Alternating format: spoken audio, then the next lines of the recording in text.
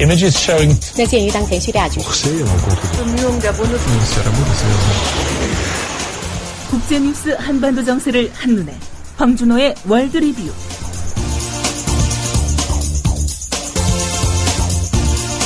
한반도와 지구촌 둘러보는 시간입니다. 밤새 어떤 뉴스들이 들어와 있는지 국제뉴스 전문 캐스터 황준호 기자 연결해서 알아보겠습니다.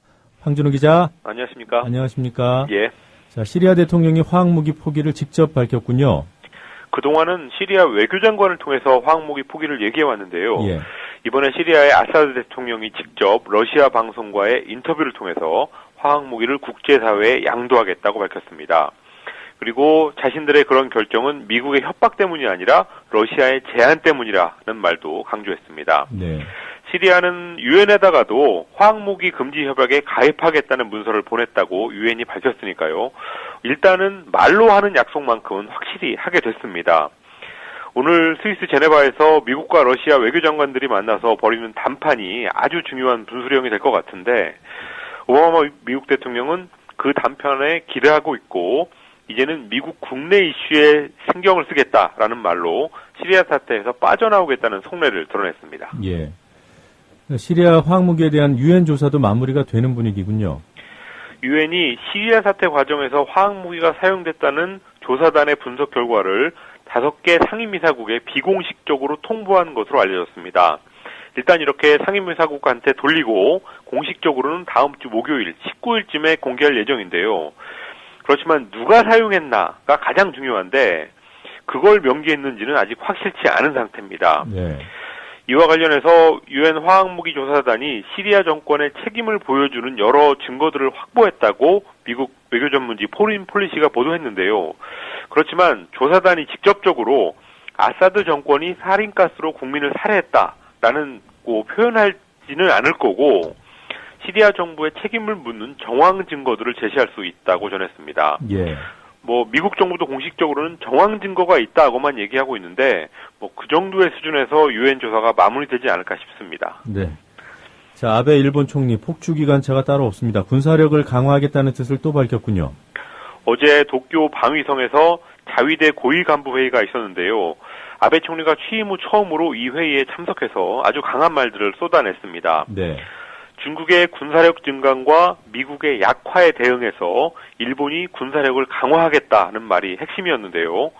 아베 총리는 세계의 힘의 균형이 크게 변하고 있고 변화가 가장 현저한 곳이 아시아 태평양 지역이다라고 하면서 일미 안보 체제, 그러니까 미일 안보 체제는 지역의 평화와 안정을 위해서 중요한 공공재지만 그 억지력을 높이기 위해서 일본이 새로운 역할을 해야 된다라고 말했습니다. 또 집단적 자위권 도입을 강행하겠다라는 의지도 재확인했고요. 자위대가 해외에서 더 적극적인 역할을 해야 된다는 주장도 했습니다. 네. 자, 반면에 네덜란드에서는 인도네시아 식민 지배 시절에 대한 사과했다는 소식이 있어요. 네덜란드 정부가 인도네시아 식민 통치 시절인 1945년부터 49년까지 네. 자국 군인들이 인도네시아에서 저지른 집단 즉결 처형 사건에 대해서 피해자하고 유족들한테 공식적으로 사과했습니다. 인도네시아에 주재하는 네덜란드 대사가 어제 남부 술라웨시 학살 사건 피해자 유족 10명한테 사과의 말을 했습니다.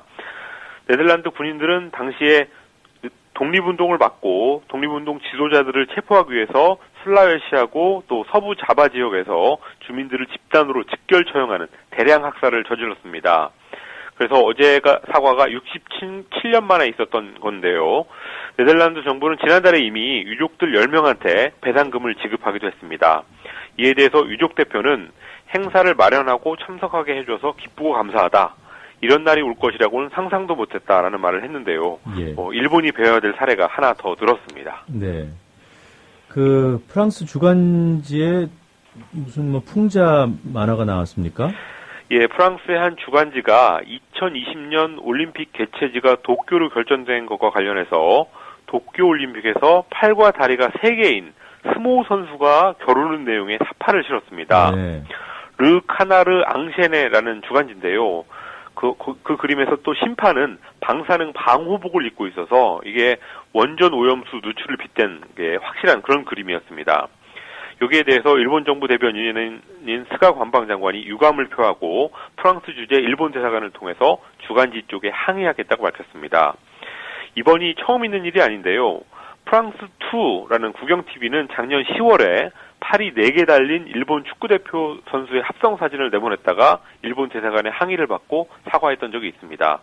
무슨 얘기를 하려고 하는지는 알겠는데 그렇지만 좀 너무하다라는 생각이 있는데 어쨌든 국제사회 여론의 일단을 보여주는 일이었던 것 같습니다. 네. 자, 북한이 영변 원자로를 재가동했다. 이런 외신들이 있더군요. 북한이 핵무기용 플루토늄을 만들 수 있는 영변의 5메가와트 원자로를 지난달 말부터 재가동하기 시작했던 것 같다는 관측이 나왔습니다. 네. 미국의 북한 전문 웹사이트 38노스는 북핵 전문가들이 지난달 31일 촬영한 위성사진을 분석해서 이런 잠정 결론을 내렸다고 전했습니다. 증기 터빈하고 발전기가 들어있는 원자로 인근 건물에서 흰색 증기가 피어올랐는데 예. 그 증기의 색깔과 양 이런 것들을 볼 때 원자로가 재가동하거나 아니면 거의 재가동 단계에 진입했다는 분석이었습니다. 네. 국방부의 김민석 대변인은 어제 그건 정보사항이라서 밝힐 수 없다고 하면서도 아니 땐 굴뚝에 연기 나겠냐라는 말로 그런 관측에 힘을 실었습니다. 네. 자, 이 5메가와트 원자로 어떤 건가요? 2010년에 우라늄 농축 시설이 공개되기 전까지 북한 핵 문제를 주로 일으켰던 원자로였는데요. 북한이 그동안 했던 3번의 핵실험에서 2번 혹은 3번의 핵실험이 이 5메가와트 원자로에서 나온 플루토늄으로 했던 겁니다.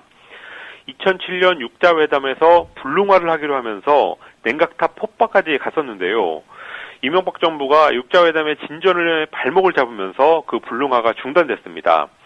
그러다가 올해 4월 초에 북한이 5메가와트 원자로를 전면 재가동하겠다라고 선언했는데 네. 이번에 그 재가동의 증거가 나온 겁니다.